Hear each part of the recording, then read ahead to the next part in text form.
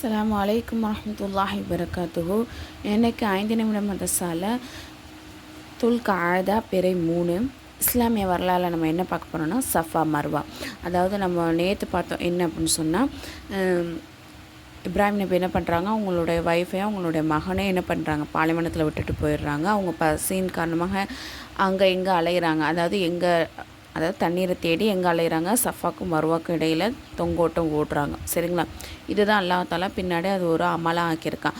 அப்போது அதுக்கு முன்னாடி சில காலங்களுக்கு பிறகு சிலையை வணங்கக்கூடியவங்க என்ன பண்ணுறாங்கன்னா, இந்த சஃபாவிலையும் மர்வாலையும் 2 சிலையை வச்சு தொங்கோட்டம் ஓடிட்டு அதை முத்தங்கொஞ்சக்கூடியவங்களாக இருந்திருக்காங்க. அப்போது அமல்னு அதுக்கப்புறம் அமல் செய்கிறாங்க இல்லையா, அதாவது ஹஜ்ஜோ உம்ராவோ செய்கிறவங்க சஃபா மர்வாக்கு இடையில் தொங்கோட்டம் ஓடும்போது அப்போது அது சிலை வணக்கம் செய்கிறவங்களுக்கு மாதிரியே ஆகிடும் இல்லையா, அவங்களும் அதே மாதிரி தானே ஓடுறாங்க அப்படின்னு சொல்லிட்டு ஒரு பயம் இருக்கும் போது அல்லாஹ் தாலா என்ன பண்ணான்னா, ஹாஜரா அம்மையாருடைய இந்த செயலை கியாமத் நாள் வரையும் ஹஜ்ஜு உம்ரா செய்வங்களுக்கு செஞ்சால், அந்த அமலை செஞ்சால் உங்களுக்கு நன்மைக்குரியதாகவும் இஸ்லாத்தின் நினைவு சின்னமாகவும் அல்லாஹ் அதை ஆக்கியிருக்கான். சரிங்களா, மேலும் அது இறை நெருக்கத்திற்கு காரணமாகவும் ஆகும் என்றான். எனவே ஹஜ் மற்றும் உம்ரா செய்வோருக்கு சஃபா மர்வாக்கு இடையில் தொங்கோட்டம் ஓடுவது வாஜிபாகும்.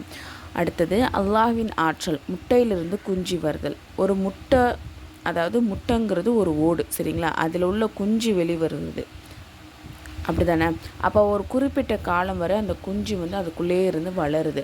அது வெளியாக்குறதுக்கு அல்லாஹ் என்ன பண்ணுறான், அதுவே ஒரு பலகீனமான ஒரு குஞ்சு தான், அதுக்கு அல்லாஹ் பலமான ஒரு அழகுனா அந்த மூக்கு மாதிரி இருக்கு இல்லையா, வாய், அதை கொடுக்குறோம். அந்த இதை வச்சு தான் அது உடச்சிக்கிட்டு வெளியே வருது. சரிங்களா, ஒரு மஞ்சள் வெள்ளை ஒரு திரவத்திலிருந்து ஓடி திரிகிற ஒரு உயிரினத்தை அல்லாஹ் வெளியாக்குறான். இது அல்லாஹ்வுடைய மாபெரும் ஆற்றலாக இருக்குது. அடுத்தது ஒரு ஃபர்லை பற்றி. மீகாத்திலிருந்து இஹ்ராம் அணிதல். மீகாத்துங்கிறது ஒரு குறிப்பிட்ட எல்லை, அதாவது என்னென்னா நம்ம ஹஜ்ஜோ உம்ராவோ நம்ம காபத்துல்லாக்கு போகிறோன்னு வச்சுக்கோங்களேன், அதுக்கு முன்னாடி சில குறிப்பிட்ட இடம் இருக்குது. ஒவ்வொருத்தவங்க ஊருக்கு ஏற்றாப்புல ஒரு குறிப்பிட்ட இடம் இருக்குது. அந்த இடத்துல நம்ம என்ன பண்ணுறது, இஹ்ராமாக அணிஞ்சிக்கணும். சரிங்களா, அதை தாண்டிட்டா, அதாவது அதை தாண்டறதுக்கு முன்னாடியே நம்ம என்ன பண்ணணும், இந்த மீகாத்தோட இடத்துல இஹ்ராமை கரெக்டாக அணிஞ்சிடணும். அது அவசியமாக இருக்குது. அடுத்தது ஒரு சுன்னத்தை பற்றி. இஹ்ராமுக்கு முன் நறுமணம் பூசுதல். ஆயிஷா ரலியல்லாஹு அன்ஹா அறிவிக்கிறாங்க, நபி ஸல்லல்லாஹு அலைஹி வஸல்லம் இஹ்ராம் அணிகிறதுக்கு முன்னாடியும் இஹ்ராமை களைஞ்சதுக்கப்புறம் கஸ்தூரி கலந்த நறுமணத்தை பூசிக்கொள்வாங்க அப்படின்னு சொல்கிறாங்க. ஒரு முக்கியமான அமலின் சிறப்பு. ஹஜ்ஜின் போது பாவங்கள் செய்யாமை. அதாவது நபிசாசம் சொல்கிறாங்க, நீங்கள் ஹஜ்ஜின் போது தன் மனைவுடன் என்ன பண்ணாதீங்க, உடலுறவு கொள்ளாதீங்க, வேறு ஏதாவது சின்ன பெரிய பாவங்களை செய்யாமல் தவிர்த்துக்கங்க. இதன் மூலமாக உங்களுடைய முந்தைய பாவங்கள்லாம் மன்னிக்கப்படுறது. சரிங்களா, அதே மாதிரி இன்னொரு அறிவிப்பில் என்னென்னா, இந்த பாவம்லாம் செய்யாமல் இருந்தோம் அப்படின்னு சொன்னால் அன்று பிறந்த அதாவது பாலகர்னா குழந்தைய போன்று, இப்போ அன்றைக்கி தான் ஒரு குழந்தை பிறந்திருக்குன்னா அது பாவமே இல்லாமல் தானே இருந்திருக்கும். அந்த மாதிரி அன்று பிறந்த பாலகனை போன்று பாவமற்றவராக அவர் ஆகிடுவார் அப்படின்னு சொல்லப்பட்டது.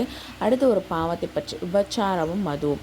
யார் விபச்சாரம் செய்கிறாங்களோ அதே மாதிரி மது அருந்துகிறாங்களோ அவங்களுடைய ஈமான அல்லாஹ் என்ன பண்ணுறான், சட்டையை கழட்டுற மாதிரி அல்லாஹ் கழட்டிடுறான். சரிங்களா, உலகத்தை பற்றி. 2 பழக்கங்கள். எவர் தீனுடைய விஷயத்தில்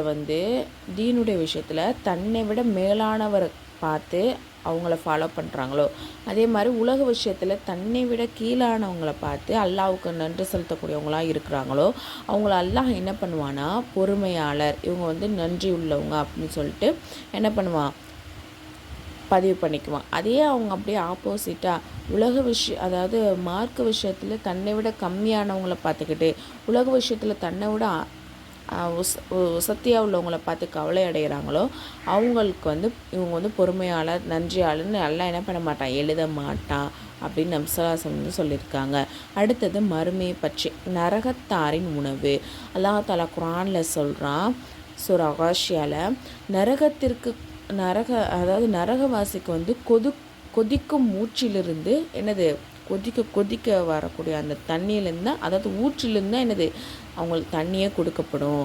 அவர்களுக்கு முச்செடியை தவிர வேறு உணவே கிடையாது. அது அவர்களை என்ன பண்ணாது, கொழுக்கவும் வைக்காது, அவங்களுக்கு பசியும் என்னது தேராது. நபி வழி மருத்துவம், நோய்க்கான மருத்துவம். அதாவது அனஸ் ரலியல்லாஹு அவர்களை வந்து 2 பேர் பார்க்க வராங்க. அப்போ வந்து அதில் ஒருத்தவர் சொல்கிறாரு, ஓ அபு ஹம்சா, இது அனஸ் ரலியல்லாஹு அவர்களின் குடும்ப பெயர் அப்படின்னு சொல்கிறாங்க. அதுக்கு அவங்க சொல்கிறாங்க, நான் வந்து நோய் விட்டுருக்கேன். அதுக்கு அவங்க என்ன சொல்கிறாங்க அப்படின்னு சொன்னால், நபி ஸல்லல்லாஹு அலைஹி வஸல்லம் வந்து ஊதிய நான் உங்களுக்கு ஊதுனா அந்த துவா வந்து உங்களுக்கு ஊதட்டுமா அப்படின்னு சொல்கிறாங்க. அதுக்கு அந்த நோயாளி என்ன சொல்கிறாங்கன்னா, அவசியம் ஊதுங்க அப்படின்னு சொல்கிறாங்க. உடனே இந்த துவாவை ஊதுறாங்க. அல்லாஹும்ம ரப்பன் நாசி முதுஹிபல் பாசி இஷ்ஃபி அங்த ஷாஃபி லா ஷாஃபிய இல்லா அங்த ஷிஃபான் லா யுஆதிரு ஷகமா. அடுத்தது குர்ஆனுடைய அறிவுரை. அல்லாஹாலா கூறுறான், அல்லாஹுக்கு எப்பொருளையும் என்ன பண்ணாதீங்க, இணையே வைக்காதீங்க. பெற்றோருக்கு நன்மை செய்யுங்க. வறுமையின் காரணமாக உங்களுடைய குழந்தையை என்ன பண்ணாதீங்க, கொல்லாதீங்க. ஏன்னு சொன்னால் உங்களுக்கும் அவர்களுக்கும் என்ன பண்ணுறான், நாமே உணவளிக்கிறோம். அதாவது அல்லாஹ் சொல்கிறான், நாமே உணவளிக்கக்கூடியவங்களாக இருக்கிறோம்.